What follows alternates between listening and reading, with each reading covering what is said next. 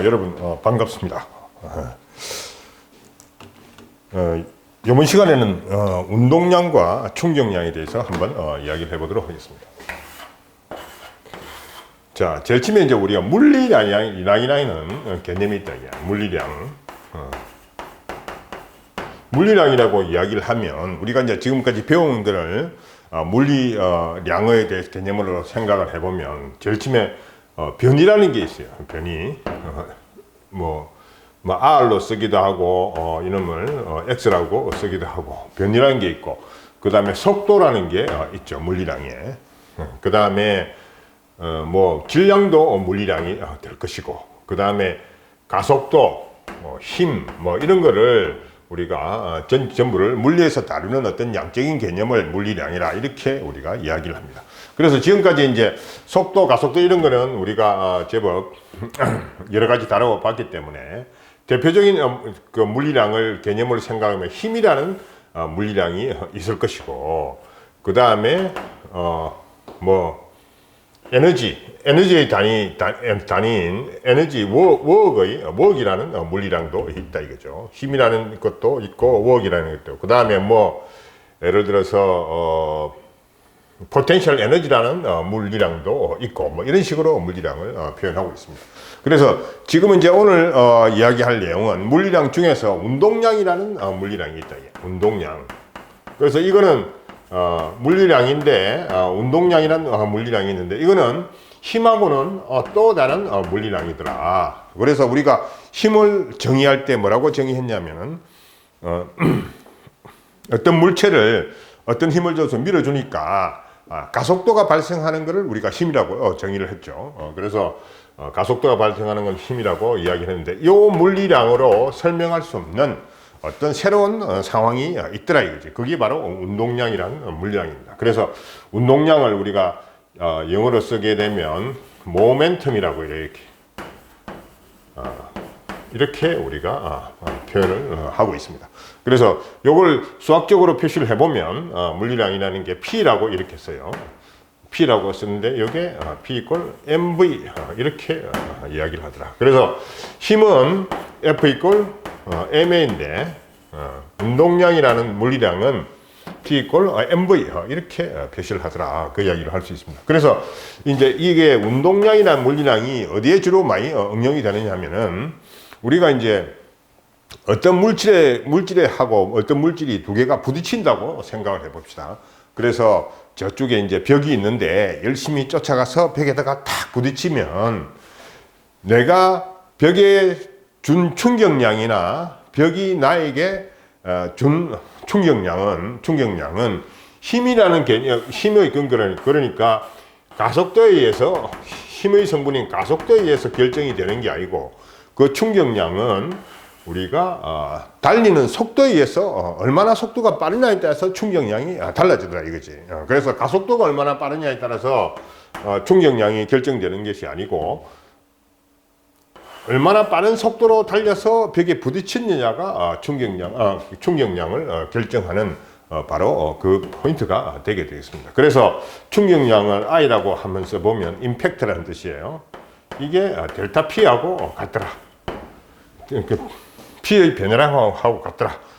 그렇게 이야기를 하고, 요걸 이제 M하고 써주니까 요게 VF-VI 이렇게 우리가 충격량을 표시를 할 수 있습니다. 그래서 이게 이제 충격량을 표시하는데, 이제 이 개념을 이제 한번 잡아보자 이거죠. 그래서 내가 벽에다가 공을 던졌는데 들어가는, 이게 벽이 이래 있고 속도 V로 공을 던졌어요. 그러면 벽에다가 공을 던지면 들어가던 속도나 나오는 속도나 지금 속도 V가 크기는 같지만 방향이 반대인 동일한 속도로 튀어나올 가능성이 굉장히 높죠. 공기장은 그때 작으니까. 이럴 경우에 벽이 받는 충격량이 큰가, 혹은 벽이 이래 있는데 여기서 떡을 던졌다 이게. 떡을 딱 던졌는데 떡은 속도 V로 던져줘도 튀어나올 때는 튀어나오지 않고 벽에 딱 달라붙었다 이거죠. 그래서 1번이 충격량이 큰가, 2번이 충격량이 큰가, 그걸 우리가 한번 생각을 해보도록 합시다. 그래서 지금은 이제 딱 보니까 요걸 식을 이용해서 충격량은 델타 P 이렇게 우리가 이야기를 할 수 있고, 요게 M VF 마이너스 VI 이렇게 된다. 그래서 지금 1번 같은 경우에 공을 던져줬을 같은 경우에는 이게 델타 P는 여기에 VF를 기준으로 튀어나온 요걸 VI, VF라면 튀어나오는 기준으로 생각하면 V에 마이너스 요거 반대 방향이니까 마이너스 V에 이렇게 되겠죠. 그래서 이게 2MV 이렇게 되는 거고, 그 다음에 이건 I1이라고 합시다. 이거는 I2라고 생각을 해보면 델타 P는 M의 VF 마이너스 VI 이렇게 되는 거니까 이게 0이 된다 이거죠. 그래서 M의 0 마이너스 V 마이너스 V 이렇게 되는 거니까 요건 MV 이렇게 밖에 이야기 안 됩니다. 그래서 요거하고 비교를 해보면 요거하고 두 개를 비교해 보면 어떻습니까? 이게 I 충격량이 I1이 I2의 2배가 되더라. 그 이야기를 할 수가 있습니다.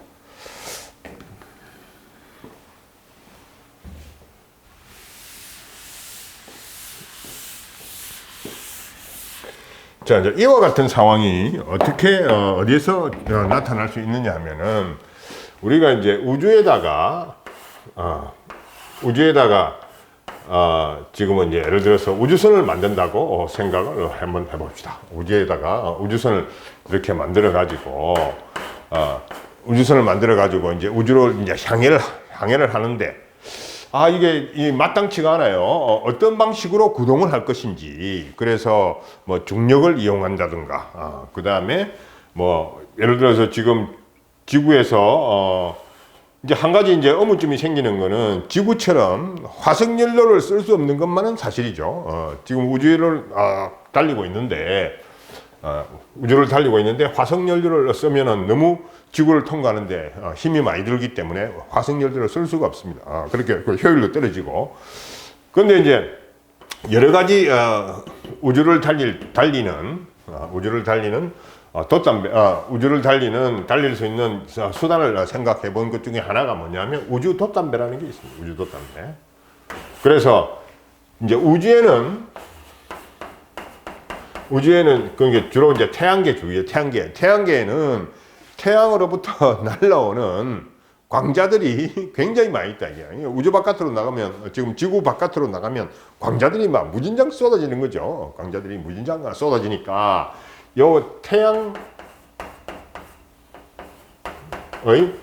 태양에서 날라오는 빛을 한번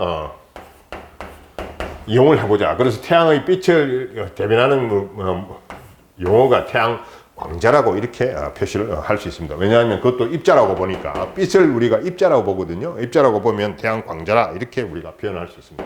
그래서 우주선이 여기다가 이제 그 우주 돛담배를 만드는데 여기서 요걸 예를 들어서 막 반짝반짝한 빛이 들어왔다가 잘 반사가 되는 어떤 물질을 쓰는 거하고 빛이 잘 반사되지 않는 물질을 쓰는 거하고는 굉장히 차이가 있더라. 그래서 여기 빛이 잘 반사되는 뭐 알루미늄이나 이런 걸 써서 이런 돛담배를 만들어 주게 되면 방금 이야기했던 것처럼 속도 V로 광자가 이렇게 들어갔다가 속도 V로 튀어나오게 되면 빛이 그냥 여기에 흡수하는 것보다는 충격량이 2배로 많으니까 이게 우주 공간에 나가서 더 잘 달린다 이거죠. 훨씬 더 효율이 좋은 돛담배를 만들 수 있습니다.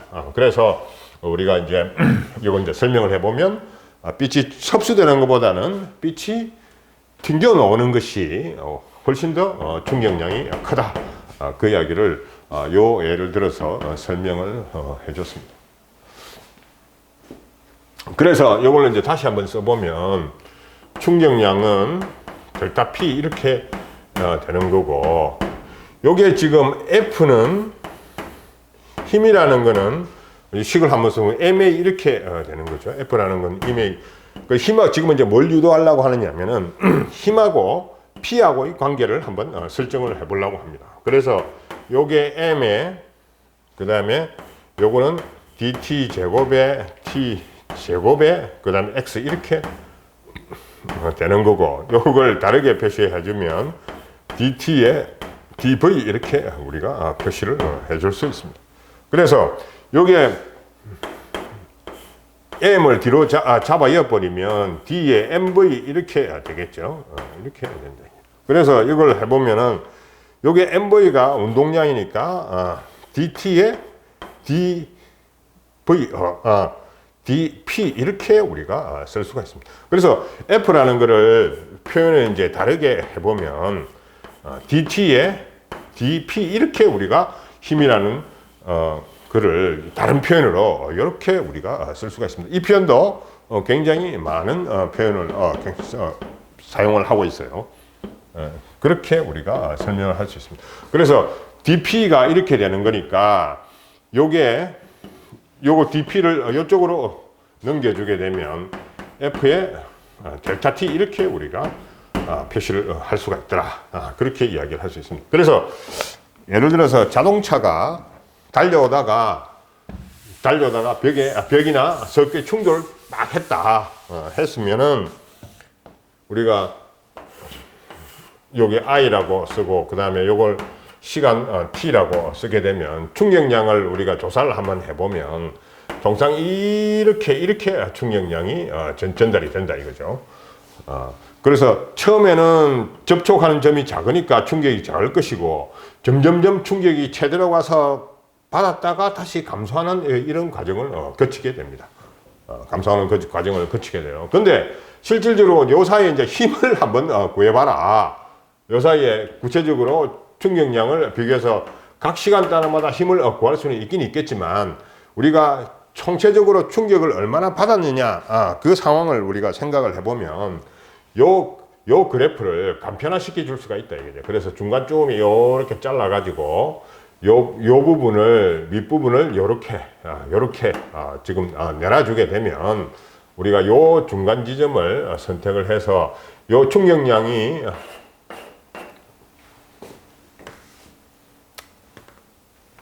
잠깐 내가 표기를 실수했습니다. 이거 i가 아니고 힘이에요. 힘을 관계를 생각해 보면 미는 힘이라는 게 요런 그래프를 그리게 된다. 미는 힘이라는 게 요런 그래프를 통상적으로 그리게 되는데 충격량이라는 것은 요게 i가 f 델타 t 이렇게 되는 거니까 요 두 개의 면적을 우리가 충격량이라 이렇게 이야기를 할 수 있습니다. 이야기를 하다 보니까 잘못됐어요. F 대신에 I 대신에 F가 여기에 들어가야 됩니다. 그래서 요만큼이 이제 충격량이 이렇게 되는데, 그래서 요거를 우리가 이거 디테일하게 이렇게 다 이렇게 측정할 수가 없으니까 요걸 요만큼 잘라 가지고 요걸 열로 보내고 요만큼 열로 잘라 보내고 하게 되면 요 면적 같은 면적만 전개 총 면적이 같은 거를 우리가 구해낼 수가 있겠죠. 그래서 일정한 힘을 줬다고 예상을 해가지고 계산을 우리가 할 수 있습니다. 그래서 요걸 요 F를 F 평균이라 이렇게 이야기를 하고 있습니다. 그래서 이제 F 평균을 써보면 I 이꼴 F 델타 T 이렇게 되는데 요거를 다르게 써보면 F 평균의 델타 T 이렇게 우리가 같다. 이렇게 우리가 쓸 수가 있습니다. 그래서 평균적으로 가해지는 힘의 평균적으로 가해지는 힘을 한번 구해봐라. 이렇게 되면 이렇게 우리가 쓸 수 있다. 그래서 다시 한번 설명을 해주면 요 F는 원래 메커니즘대로 요렇게 우리가 설명을 할 수 있는 거고, 요 F는 지금 요 F를 설명을 할 수 있는 거죠. 그렇게 해서 이와 같이 F 평균을 구해낼 수가 있다. 그 이야기를 할 수가 있습니다. 자, 그 다음에 이제 운동량 보존 법칙이 이제 성립이 되는데, 자, F 이꼴 저 식에서, 요 식에서 보면,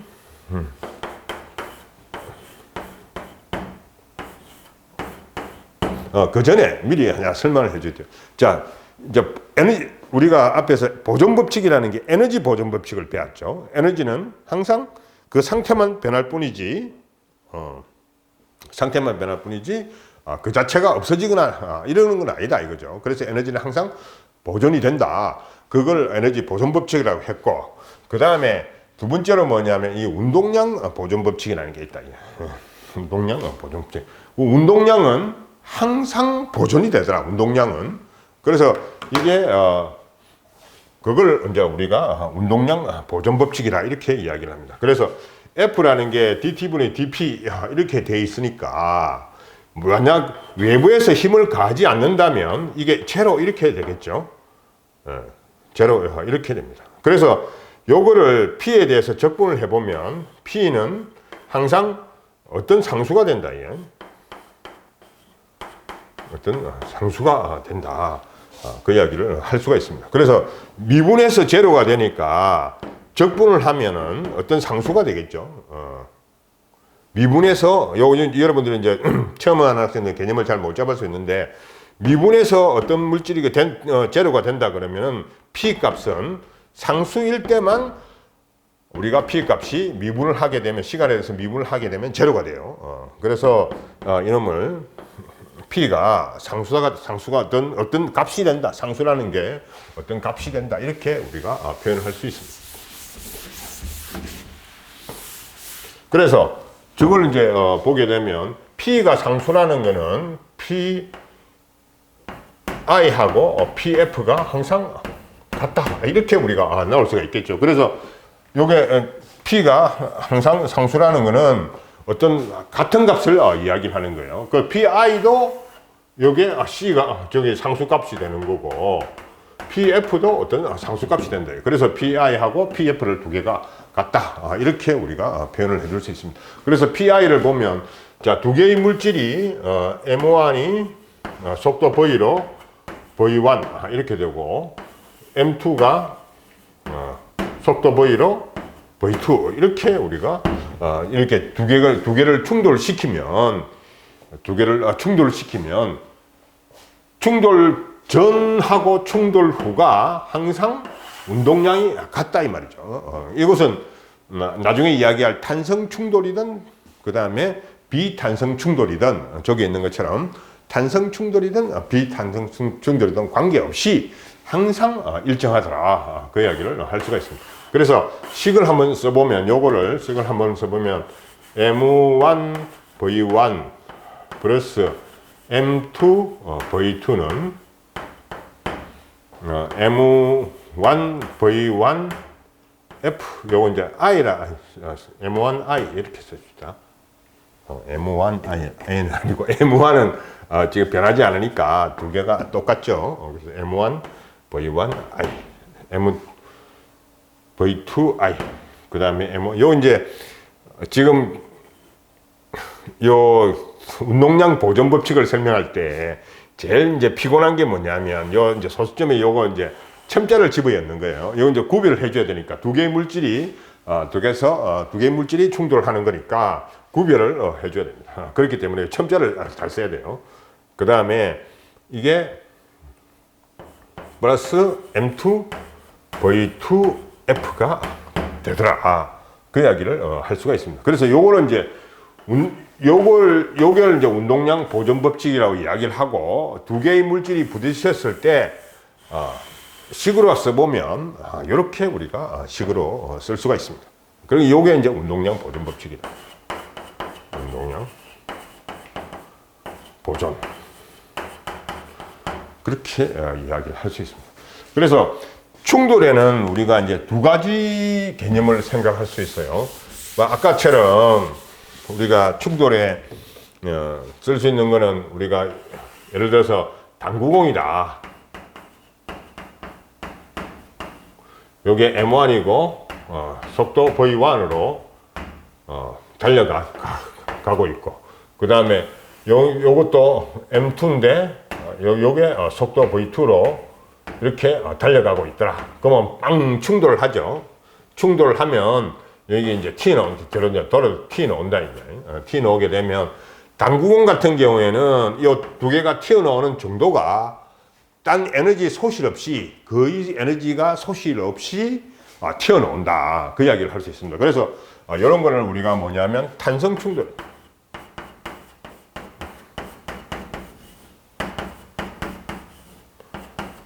그래서 탄성 충돌을 정의해 보면 두 개가 부딪혔는데 에너지 소실이 전혀 없이 그 다음에 각자 충돌하고 난 뒤에 다시 헤어지더라. 그게 바로 탄성 충돌입니다. 그래서 이거는 이제 이거는 에너지 소실이 없다.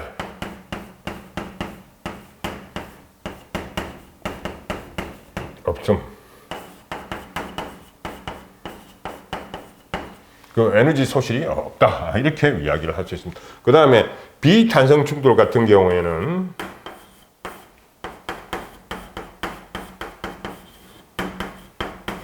충돌 같은 경우에는 지금 이게 이제 에너지 소실이 있다. 에너지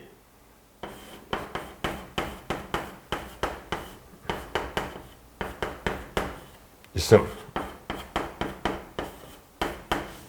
비탄성 충돌에는 에너지 소실이 있더라 이거죠. 그래서 탄성 충돌 같은 경우에는 에너지 소실이 없는 거고 비탄성 충돌 같은 경우에는 에너지 소실이 있습니다. 그래서 이와 같은 경우에 이제 탄성 충돌을 일으키는 그 종류 중에 물질 내에서 저것은 탄성 충돌이라고 생각하는 게 뭐냐면 첫 번째로 물질 내에서 생각을 해보면 전자끼리의 충돌.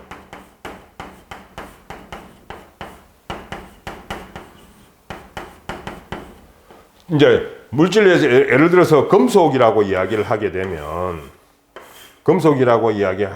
자유전자라는 게 있다.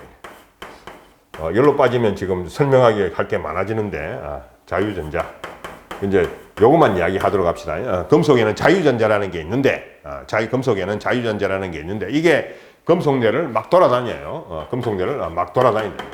막 돌아다니다가 저끼리 막 부딪혀요. 막 부딪히고 이러는데도 이거는 에너지 소실이 없고 완전 탄성 충돌이다. 이렇게 이야기를 하고 있습니다. 그 다음에 두 번째가 이제 이상기체의 충돌.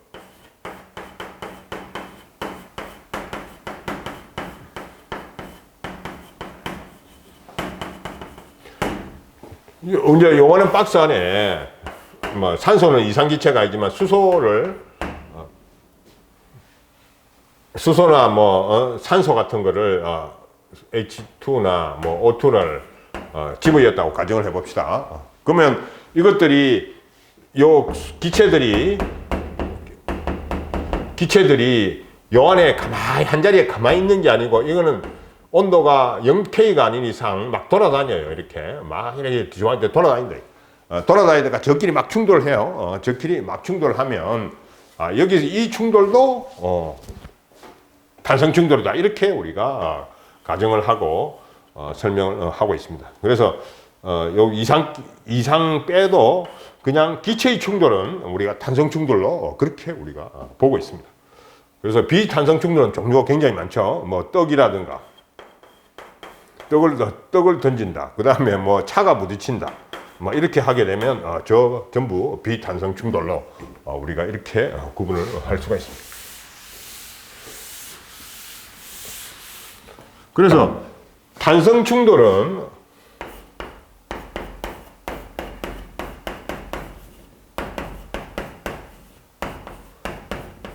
이거는 보면 운동량은 제일 처음에 운동량부터 설명을 해보도록 합시다. 이 운동량은 앞에서 설명했듯이 항상 보존이 돼요. 항상 보존이 돼요. 운동량은 탄성 충돌이든 비탄성 충돌이든 항상 보존이 된다. 그래서 운동량은 이게 두 물체가 충돌을 했다. M1, V1. 그 다음에 M2, V2. 이렇게 되면 탄성 충돌은 운동량은 항상 보존입니다.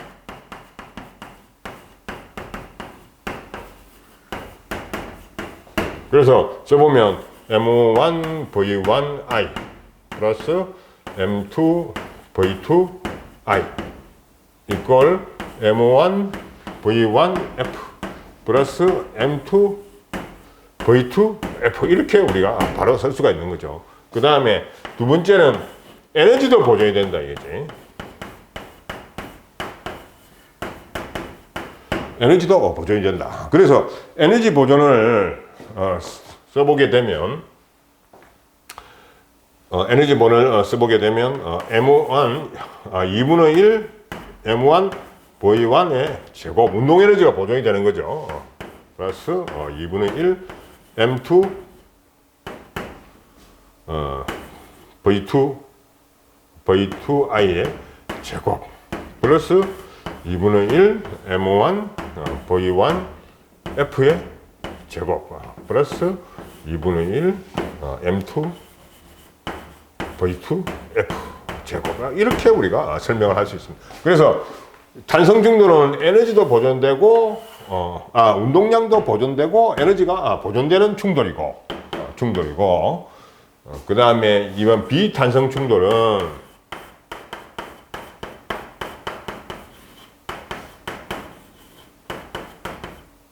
에너지는 보존이 안 되고 운동량만 보존이 된다 이게. 그래서 식을 설 한번 써보면 M1 V1I 플러스 M2 V2I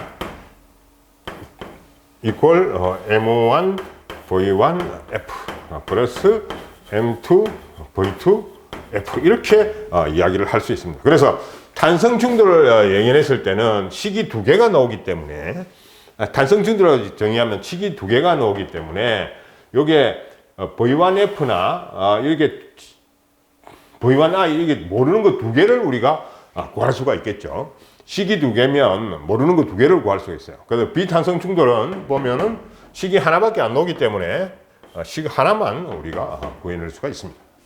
그래서 해가지고 문제를 푸는 경우가 많아요. 그래서 요거를 이제 가지고 문제를 이제 통상적으로 탄성 충돌, 비탄성 조건을 이용해 가지고 뭐 V1F를 구해봐라.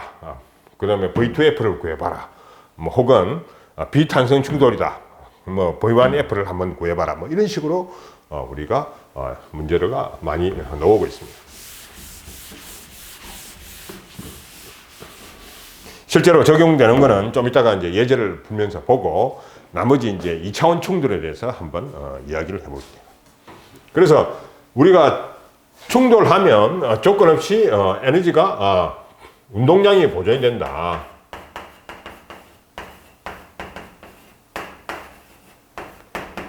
그래서 예를 들어서 차가 여기 이제 차가 이래 가다가 하고 이 차가 교차로에 이제 이것도 차다 이거지. 이것도 차인데 차가 가다가 두 개가 부딪혔다. 두 개가 이렇게 요거는 Y축이고 요거는 X축이다. 이렇게 우리가 이야기를 해보면 두 개가 차가 달리다가 부딪혔다. 이게. 부딪히게 되면은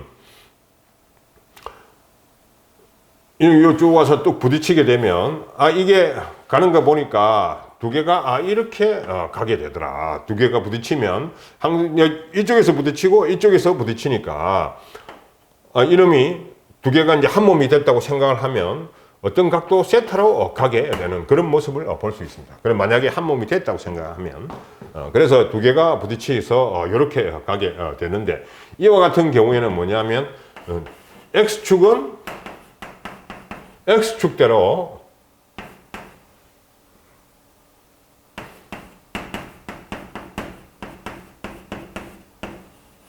운동량이 보존되고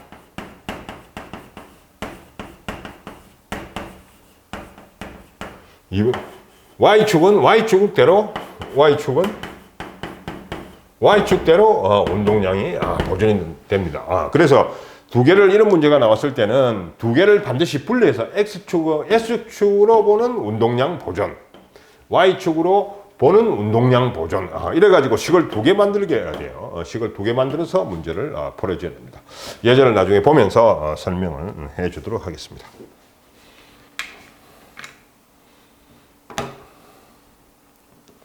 자, 잠깐 쉬었다가 계속하도록 할게요.